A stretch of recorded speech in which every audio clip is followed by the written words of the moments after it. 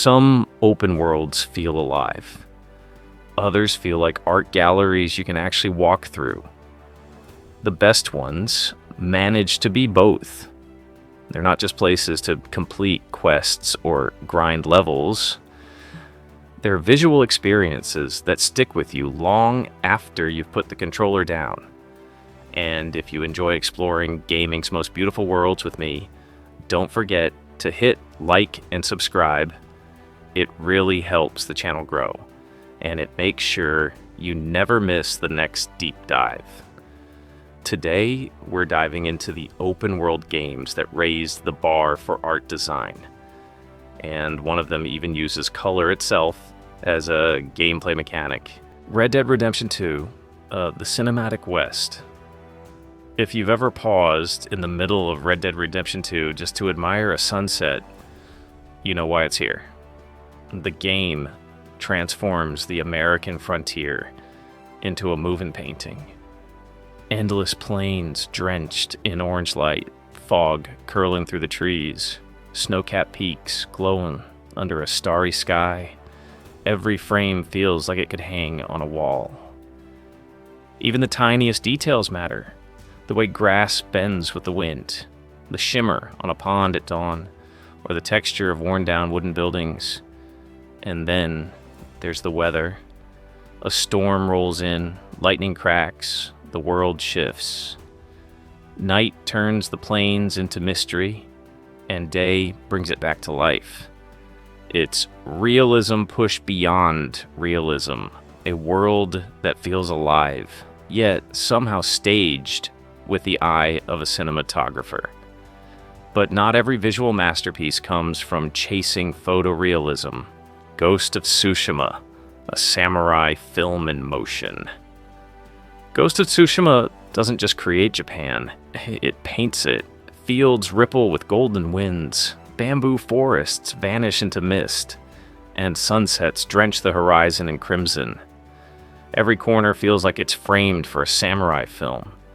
Each region carries its own personality. Cherry blossoms bloom in peaceful valleys, while icy mountain passes turn travel into something harsh and dramatic. And then there's the wind itself, a guiding mechanic woven into the art. It doesn't just help you navigate, it immerses you in the world's rhythm.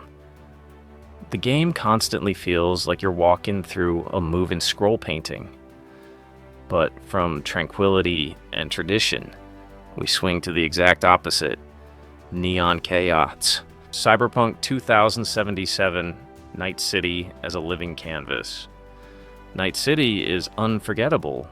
Skyscrapers pierce the sky with glowing logos, while the streets below pulse with neon signs, holographic ads, and crowded alleyways. The contrast is sharp. Luxury towers overlook desperate slums. Daytime sunlight washes the city out, and nighttime turns it into a glowing spectacle.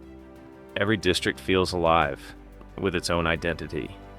Rich corporate enclaves, rebellious industrial zones, gritty streets that feel dangerous just by looking at them. Cyberpunk's art direction nails the essence of dystopia, a place that's seductive and horrifying all at once. But not all neon worlds are so serious. Far Cry 3, Blood Dragon -80s, Neon Fever Dream. Blood Dragon doesn't just look like an 80s sci-fi VHS tape. It is one, pink and purple skies, glowing cyber beasts, laser rifles, and absurd explosions transform its open world into a retro hallucination. It's over the top by design. The weapons are neon, the enemies are neon, even the explosions feel neon. It's part parody, part tribute, and fully unforgettable. This isn't realism, it's stylized chaos. But from a satirical neon world, we shift to something limitless. No Man's Sky, infinite universes of color. Imagine stepping onto a planet and feeling like you've walked into a painting you've never seen before. That's No Man's Sky. Its art design is an endless variety, One planet offers soft pastel skies and rolling hills, while another blinds you with saturated orange deserts and strange alien flora.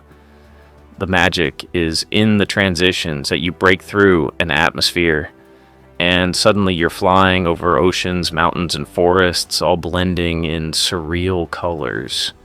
Each discovery feels personal, like you've uncovered a painting no one else has ever seen. Sometimes it's calming, sometimes eerie, sometimes terrifying, but it's always beautiful. Of course, not every world is meant to comfort you. Some are designed to intimidate. Elden Ring, dark fantasy grandeur. Few games create awe and dread at the same time quite like Elden Ring. Golden trees the size of mountains blaze against skies filled with gloom. Cathedrals rise like monuments to forgotten gods. Swamps, misty forests, and ruined castles, each one feels like a place with history, decay, and purpose. It's fantasy at its most grand, mixing natural beauty with gothic despair. The use of shadow and light means the landscape never feels static. What looks safe at first glance can turn sinister as the fog rolls in. And that constant tension makes every view unforgettable. But Hidetaka Miyazaki wasn't the only visionary chasing surreal landscapes. Death Stranding, beauty in loneliness. Death Stranding's world feels empty, but not lifeless. Endless green plains, jagged cliffs, and fog-shrouded mountains create an unsettling beauty. Rain soaks the ground, skies shift to somber gray, and suddenly you feel completely isolated. What makes it stand out is the minimalism. Kojima chose muted tones in wide spaces to highlight loneliness, making every step, every mountain climb, every crossing feel like part of a haunting painting. It's peaceful, it's bleak, and it's breathtaking. But some games take the opposite approach, flooding their worlds with color and chaos. Sunset Overdrive, a comic book chaos. Sunset Overdrive is an explosion of graffiti-inspired energy.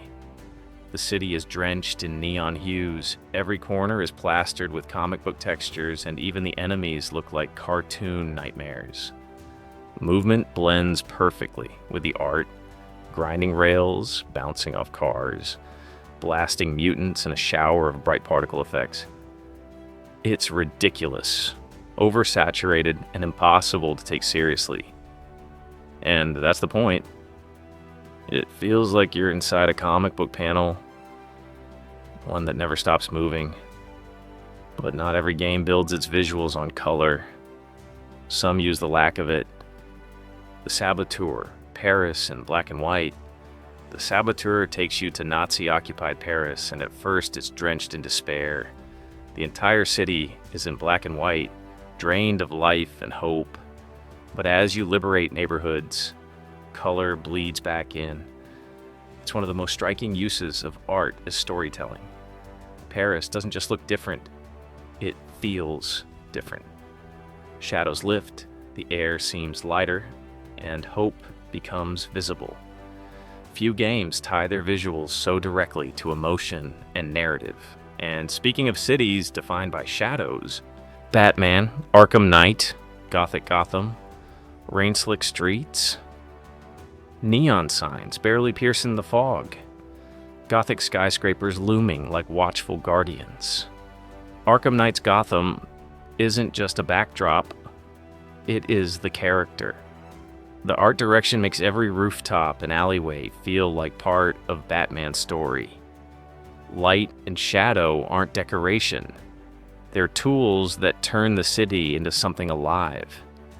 Even Batman himself looks like an extension of the environment, blending with the darkness.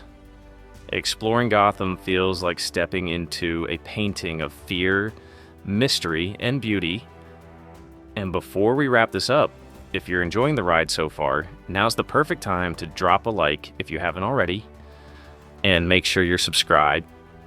That way, you'll always be the first to explore the next world with us.